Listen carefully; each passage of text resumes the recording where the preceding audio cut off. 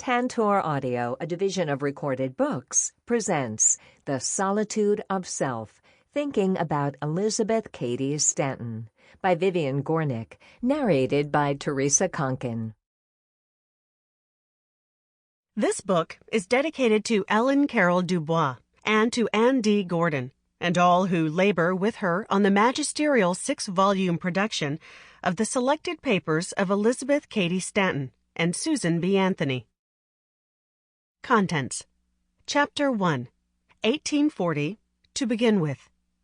Chapter 2, 1848, A Radical Among Radicals. Chapter 3, 1867, We Are Alone. Chapter 4, 1894 to 2004, From There to Here. Bibliographical Note. 1. 1840, to begin with.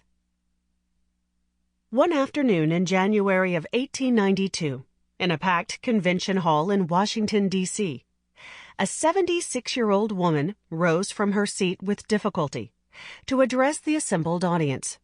She was short and very fat, dressed from neck to ankle in black silk, possessed of a clear complexion, bright blue eyes, and a head full of famously thick white curls. She could have posed as grandmotherly Americana, except that her features were stamped with an excess of complicated character, open, haughty, warm, aloof, and over the whole of her face there played a restless intelligence upon which one might well hesitate to inflict boredom.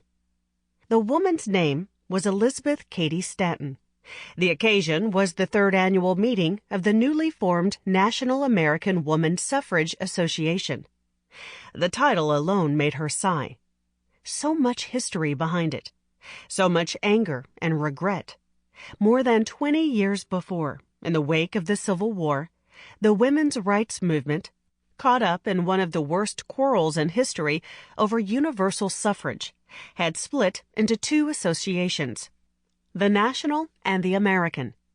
Now, 2 years before this moment, it had been agreed among the original antagonists, Stanton herself, her comrade in arms, Susan B. Anthony, and their adversary, Lucy Stone, that the 2 groups would close the split and reunite. Stanton had then, uneasily, become the association's first president.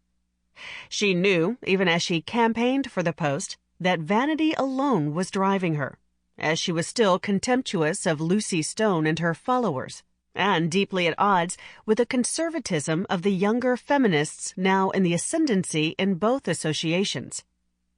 These women had, in her view, narrowed the large, visionary character of women's rights she so passionately loved down to the kind of single-issue, nuts-and-bolts politics she had come to deplore. She could understand the frustration that had led them to this pragmatism. After all, it was now 40 years that they'd been struggling to win the vote. But she deplored it nonetheless. She had traveled too far in her mind to backtrack along this road. She herself had begun with the same single-minded passion for suffrage, burning in her since 1840, when she had first understood that in the eyes of the world she was only a woman. But the long years of failure, and this set her well apart from most of her generation of feminists, had fed a radicalism in her that had kept her thoughts moving around the stubborn, unyielding urge toward social equality that drove the reformers of her time. From suffrage to marriage, to education, to divorce, to organized religion, in the name of women's rights, she had examined each, always asking, how has this arrangement come about? For whose benefit and to whose detriment are these laws and customs in place? What underlying purpose do they serve? What is actually going on here? As these questions had taken hold of her, her attention had deepened and turned ever more thoughtful, that is, ever more inward. In the end, women's rights had become an instrument of illumination, attained metaphoric properties, made her understand something profound about the human condition. She looked out at the few thousand faces gathered before her. Most of them she was seeing for the first time, but many she had been gazing at for more than 40 years.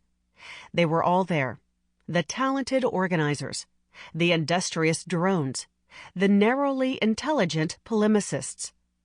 They looked back at her. Not one face, familiar or strange, shone with expectation. All seemed guarded or openly apprehensive. She knew what they were wondering. What on earth is going to come out of her mouth now? It had often been this way. Her audience braced for at least one shocker. But in the old days, and for many, many years before this moment, the shocks had been salutary. She had spoken aloud what most of them had wanted to have said, by someone other than themselves. Those who had not wanted to hear what she had to say had then been in the minority. Now she knew for certain the proportions were reversed. She could smell it in the air. Very nearly she could taste it. The division between herself and the people in this room was crucial. Whereas once the atmosphere glowed with solidarity, it now sparked with antagonism. She had decided to step down from the presidency. This would be her last public speech as head of the women's suffrage movement. Stanton had been feeling the separation between herself and her beloved movement for a very long time. It had induced in her a terrible loneliness, unlike any that she had ever known. The loneliness had become an experience that sent her thoughts driving directly at the pain. There she had found herself staring, with sorrow and interest, into a sense of isolation that had proved revelatory. As she traveled deeper into her own solitary state, she came to understand viscerally what she had before considered only with her reasoning. She had always known that the bonds of human connection are fragile, subject to time, circumstance, and the mystery of slowly altering sympathies. But she had never before doubted that making connection was the norm.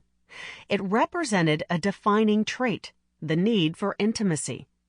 To make connection was to be in a state of normality. Conversely, to find oneself alone and isolate without steady or permanent attachment was, and this too she had never doubted, to lay oneself open to the one thing people were pathologically ashamed of being charged with: abnormality. Now, suddenly, it flashed on her that it was loneliness that was the norm. Connection was an ideal, the exception, not the rule, in the human condition. Much in her life might have contributed to this insight: a disappointing marriage, friendships that had run their course, a passion for motherhood that had also run its course. But more than any of these experiences, it was this one, the irreversible separateness she now felt within the ranks of her own movement, that supplied the emotional proof. Not only is no attachment reliably enduring, but when the most intimate and solid seeming are dissolved, we experience a sense of aloneness that, surprisingly, is not alien. It is almost as though we feel ourselves return to some earlier condition.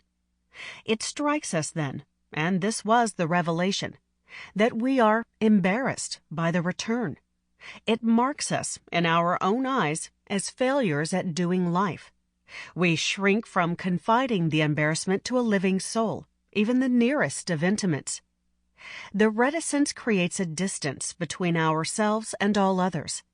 Inside the distance, in the innermost being, we remain solitary. As we grow older, the solitariness increases. Stanton looked hard at what she was seeing, and she thought, how unspeakable, then, that worldly arrangements should contribute to the forlornness of one's natural state. Politics is meant to mitigate the misery to which the human condition consigns us, not add to it. The long, rich devotion to women's rights had given her many extraordinary insights, though none more powerful than this one. She turned to her manuscript. The title page read, "The Solitude of Self." She began to speak. The thing that she wanted her audience to consider, she said, was the individuality of a human being, that which Protestant American culture held as a first value. In one sense, the idea of the individual is a declaration of proud independence. In another, it is the recognition that we are, in fact, a world of Robinson Crusoes, each of us alone on the island of life. No matter how much women prefer to lean, to be protected and supported, nor how much men desire to have them do so, they must make the voyage of life alone, and for safety in an emergency, they must know something of the laws of navigation. To guide our own craft, we must be captain, pilot, engineer, with chart and compass to stand at the wheel, to watch the winds and waves, and know when to take in the sail, and to read the signs in the firmament over all. It matters not whether the solitary voyager is man or woman. Nature, having endowed them equally, leaves them to their own skill and judgment in the hour of danger, and if not equal to the occasion, alike they perish. She realized that to the greatest degree the solitude is self-created, the result of being locked from birth into a psychology of shame. Our most bitter disappointments, our brightest hopes and ambitions, are known only to ourselves. There is something of every passion and every situation we conceal. We ask no sympathy from others in the anxiety and agony of a broken friendship or shattered love. When death sunders our nearest ties, alone we sit in the shadow of our affliction, alike amid the greatest triumphs and darkest tragedies of life. We walk alone. It is precisely because this is the reality of our nature, she continues, that we are compelled to create a society that will help us fight the worst in ourselves.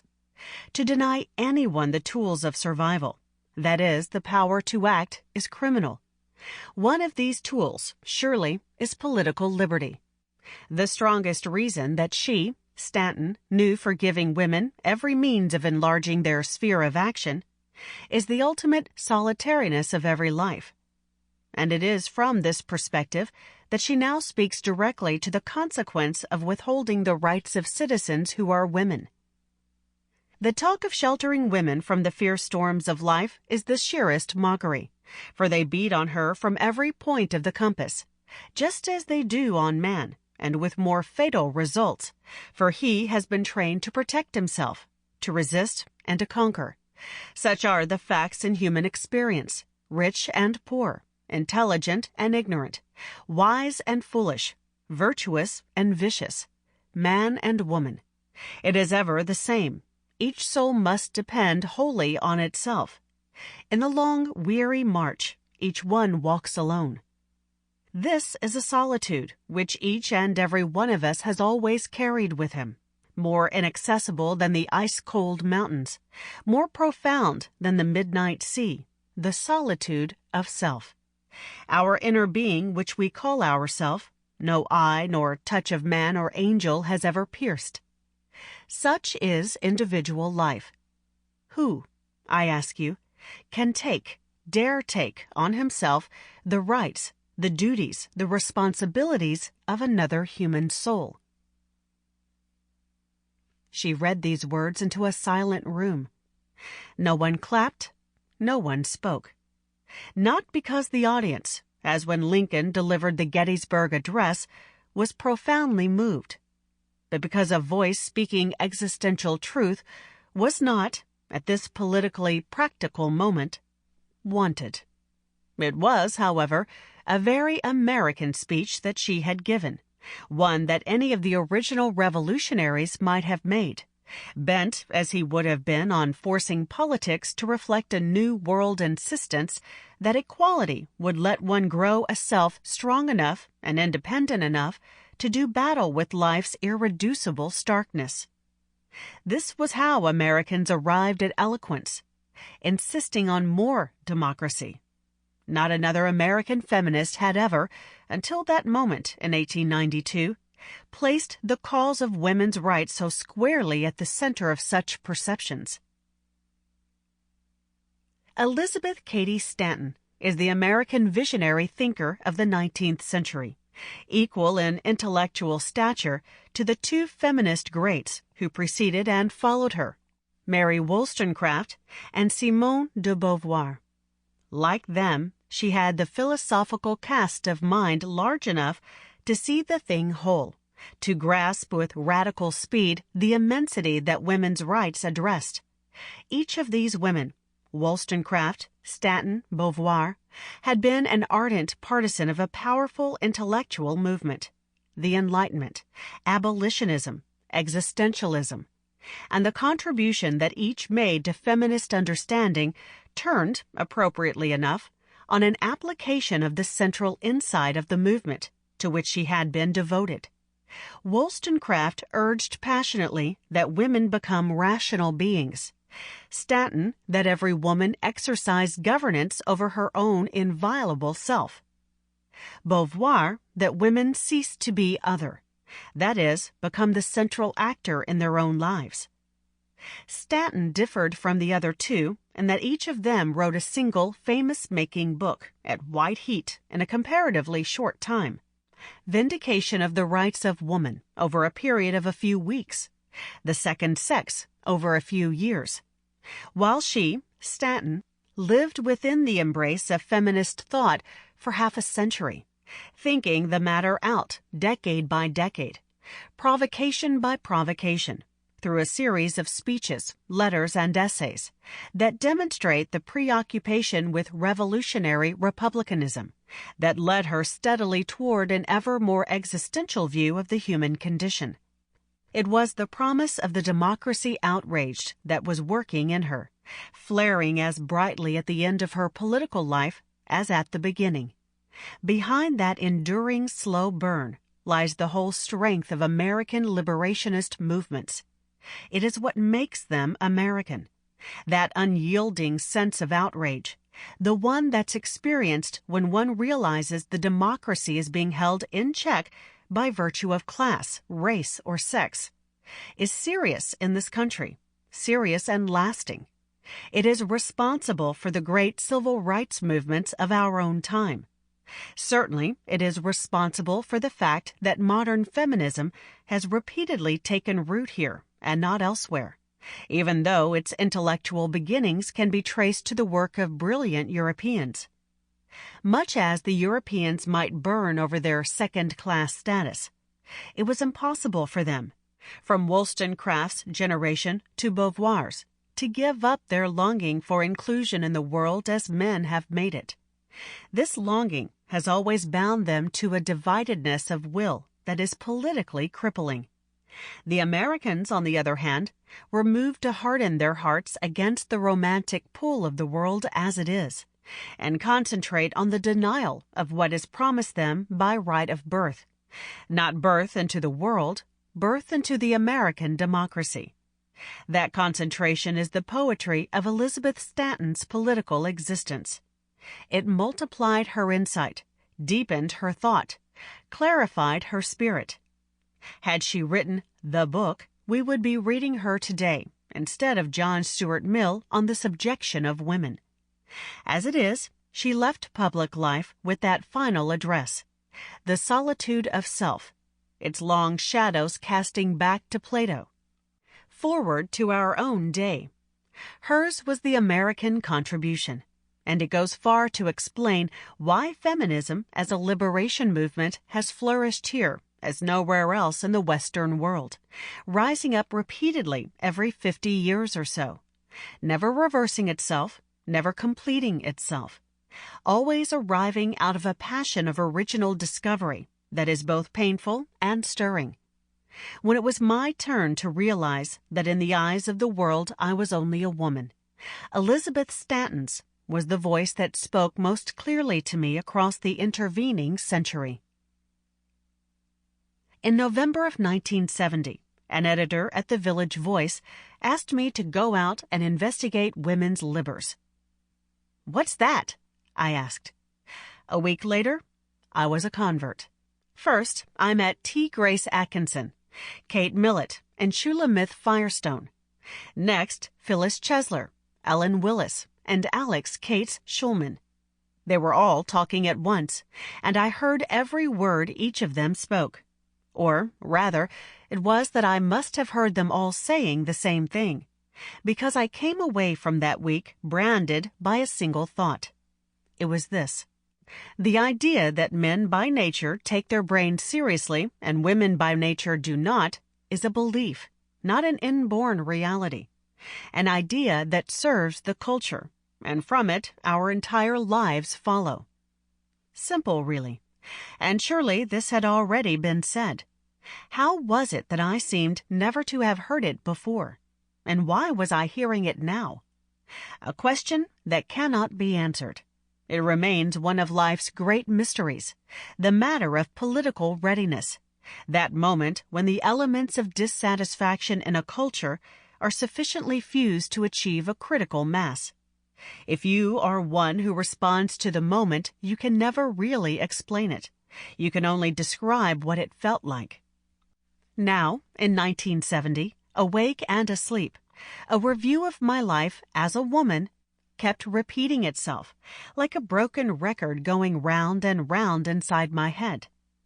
Again and again, I rehearsed, in snatched phrases, fleeting images, half-sentences, that which I had grown up accepting as normal and now experienced as alien. As though waking from a dream, I found myself daily uncovering evidence of a culture within that had been hidden, so to speak, in plain sight. I was, suddenly, a candidate for lost memory.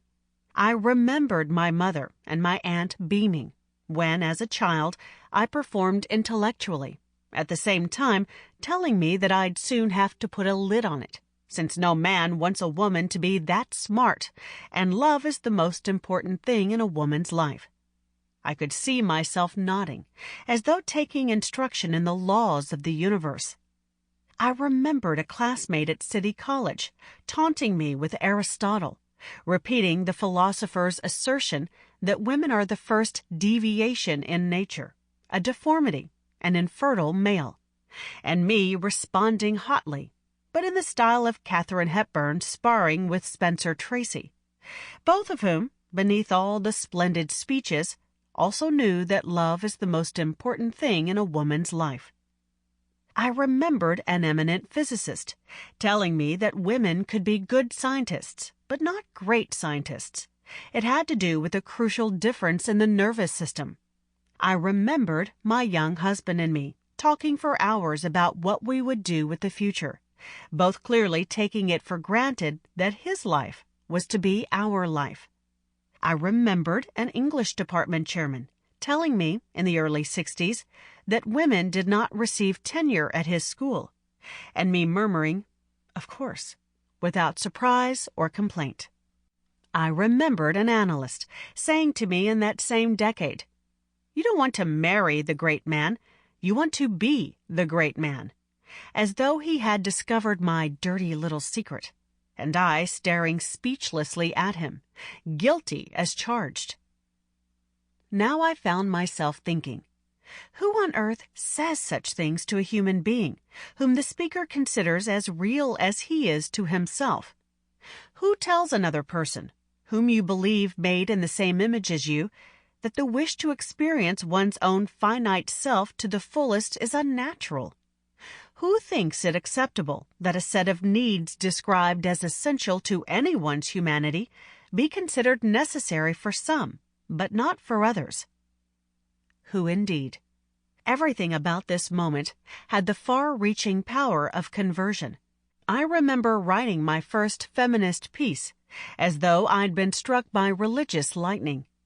What a drama it was, seeing with new sight what one had been looking at all of one's life. To look and to see, a twofold action, as the poet Charles Bernstein puts it, to realize that well into the final half of the 20th century, women still did not take their brains seriously.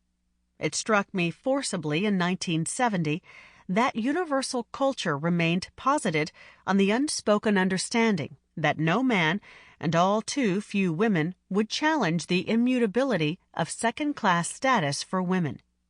Nothing, we now saw, and this was electrifying, had ever been expected of us, not by them, not by ourselves. The words had never before come into my head.